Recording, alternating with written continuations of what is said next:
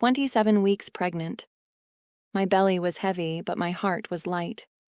I lay on the sofa, drifting off with a quiet sense of peace until his phone lit up on the table. I half opened my eyes, pretending to sleep, and I saw it. That message.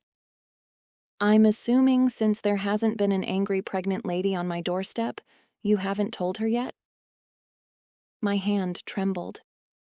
In that moment, I felt like the loneliest person in the world. But I didn't say a word. I just listened to the silence and memorized the names of those who had just shattered mine. I didn't say a word, but something inside me had turned cold and still since that night. While he was in the shower, I opened his phone again. Her name wasn't Allie. It was hidden under some random name. But the profile picture, it was her. I quietly reached for my phone and began taking pictures, one by one. Messages, locations, call logs. My hands trembled, but I moved slowly, as if I wanted to burn this moment into memory. What they did, how it made me feel. This evidence, someday, it would protect me. Morning light brushed across the table. It slipped quietly between the curtains, pale and cold. And there I was, holding an old photo in my hands. It was the two of us, smiling. She cried first at my wedding. She held my hand all night when I lost our first child. But now, the same hands that once comforted me, I imagined them on my husband, and suddenly, every smile in that picture felt like a lie. I placed the photo down, slowly. My hands trembled. No tears, just silence, and the realization that I could never trust that smile again. That night, I sat alone on the edge of our bed. No main lights, just a small lamp casting its golden shadow behind me. I didn't move, didn't cry. My chest was tight, my shoulders heavy, but no tears came. Not because I wasn't hurt, but maybe because crying would make it real, make it final.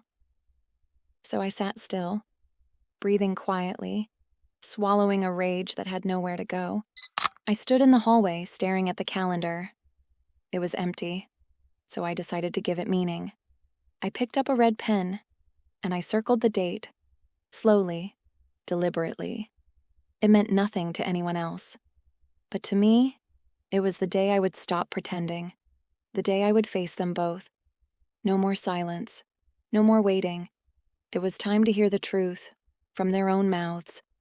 I took a breath and set the pen down, and in that moment, I was no longer the one running. We sat at the cafe table, familiar place, unfamiliar silence. I didn't speak.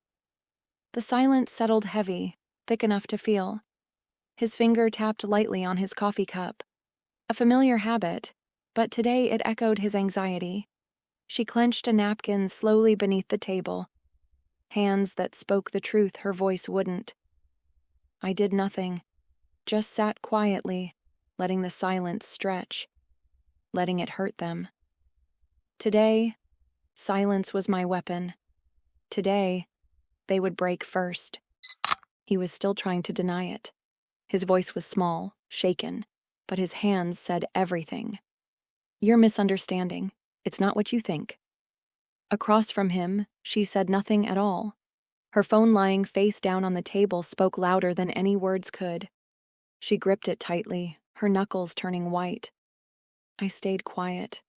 I didn't need their explanations. In this silence, I already had all the answers I needed. I opened the closet quietly. Not his clothes, only mine. One by one, I folded them carefully into my suitcase. My hands moved steadily, calmly. From this house, I would take only myself, my memories, and nothing else. I wasn't sad. Instead, I felt relieved. I no longer needed to wait. I rested my hand gently on the clothes. The baby moved quietly inside me. I took another deep breath. Finally, my life was mine again.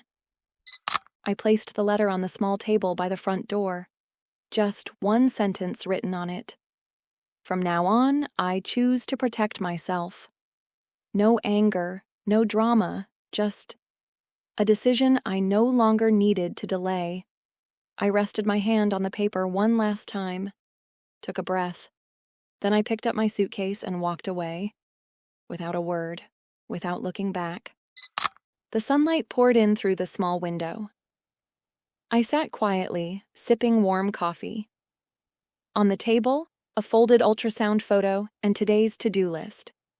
I picked up the pen and gently checked off. Prenatal appointment, 10:30 a.m. From now on, I build my own days. Just me and this life growing inside me. No one can take this peace. And I no longer live in anyone's shadow.